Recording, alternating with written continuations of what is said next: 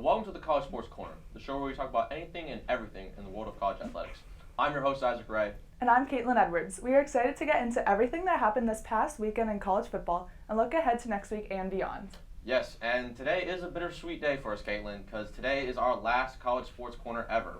I'm graduating this December, and you're going to be very busy next semester with a fully loaded schedule. So it's a sad day for us in that regard, but we're here to talk about college sports and the king of college sports, and that is college football. So let's get started. Caitlyn, who was your player of the week in Week 11? I had Desmond Ridder, the quarterback for Cincinnati. Great choice. They had a huge win over ECU, 55-17. Ridder threw for 327 yards for 3 touchdowns. Yeah, no. He absolutely balled out. Cincinnati rolled over ECU. I mean, ECU is not a good football team, let's be honest. But 55-17, Cincinnati's not just, winning these games to stay undefeated. They're beating teams, and their defense is suffocating. Desmond Ridder, he also rushed for a touchdown. The man balled out. He can do it with his arm, his legs, and that team as a whole, there's not really a superstar talent. I mean, obviously Desmond Ridder on offense, he leads everything, but they really can control the way the game flows with their defense and the way they can run the ball. I love Cincinnati. I've loved Cincinnati from the beginning. So, yeah, Desmond Ridder's been my player of the week as well. So, last time we finally agree on one. How about it? Let's go. And Isaac, for the final time, we're going to do something a little bit different. Right. What have been your takeaways throughout this whole season? Right. Since this is our last show, we're just going to go takeaways for the season. So, for me, it's that Clemson has met their match in the ACC. I think, having Notre Dame join the ACC just for this season has been really good. I think Notre Dame should join the ACC permanently. I think the ACC should buckle down and say, hey,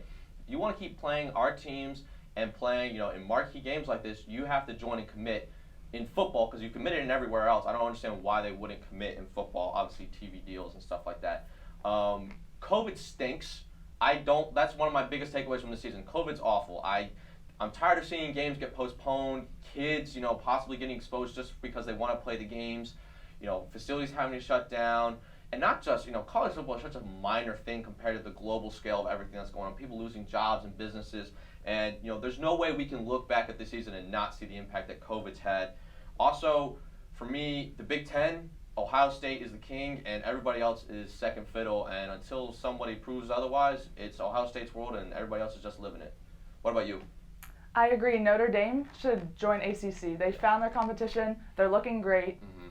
For Wisconsin, Graham Mertz, I think is going to be a huge impact for their team. He's only a freshman, very talented, and they're just on their way up. Yeah.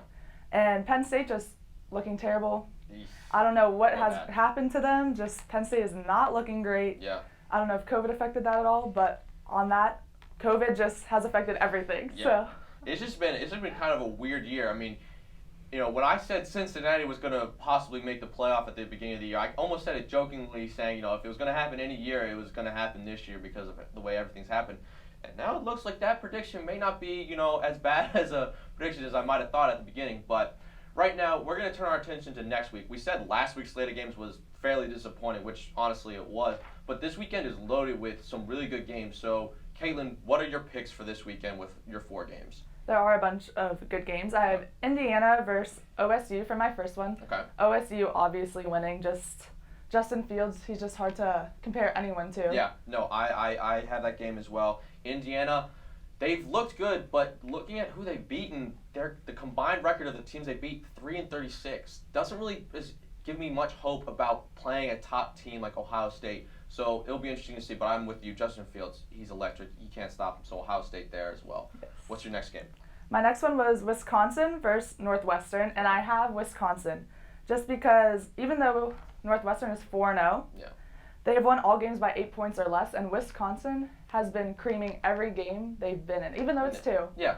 But hey, look, you can only judge them off the way they've played with the games that they've been able to play. Obviously, they were shut down for a week or 2 weeks because of COVID. Like you said, Graham Mertz looks like an absolute baller. As a freshman, I think he's probably the best freshman quarterback in the country. I have Wisconsin winning the game as well. I think it's closer than what I think a lot of people think. I think Northwestern keeps it close. They're at home in Evanston at night. I think it's going to be a really fun game to watch. But it's also interesting thinking about we could possibly be looking at 2 divisional title championship matchups in the East, Indiana and Ohio State battling for the East, and Wisconsin Western battling for the Western Division title. So really interesting, big games in the Big Ten, but I agree with you. Wisconsin takes this one. And what's your next one? My next game is Liberty versus NC State, and I do have NC State winning, even though Malik Willis is very talented, Liberty quarterback. Just the Wolfpack offense is really strong. Yeah. And they're going to need more than just Willis. Yeah, absolutely. For my third game, I have Cincinnati at UCF. If, I haven't said it enough, I'm going to say it one more time. Cincinnati is the truth. They are a team that can play ball I think they can play against anybody. I don't think they could beat just about anybody, but they can hang with just about anybody with how good their defense is. So I have Cincinnati on the road against UCF. This is by far the biggest challenge they've had. The ESPN Football Power Index actually has them as not the favorite. They have UCF as the favorite. Going into Orlando, that's a tough place to play, but I think Cincinnati and that defense with Desmond Ridder on offense, I think they get the win. What was your last game? Oklahoma State versus Oklahoma. Yeah. And that is a tough one because they've both been off and on both teams. Sure. But I did end up picking Oklahoma. Yeah. Bedlam, big game. I think Oklahoma wins as well. I mean, Oklahoma State's just a team. They just can't get past Oklahoma. They really are the little brother in that state, so I absolutely agree with you. My last game, I had Liberty at NC State, and I wanted to keep this one for the end because if you've watched this show, even back when I was literally just in the corner right over there doing the Campbell Sports Corner, just talking about Campbell Sports, I don't like Liberty. I've made this very clear. I've made enough jokes about them ad nauseum because everybody knows me and Liberty don't get along. Plus, for our fine director's sake, I had to pick NC State. Caroline, this one's for you. Go Pack. They're going to down the Flames in Raleigh this weekend. So go Pack and beat Liberty. But now, Caitlyn, this is this show we've done together for about a year now, and the show has always been about our takes and our insights on games. But I'm interested to you, as this is our last show, what's your take for your favorite memory or memories that you have doing this show, since this is slated to be our last one?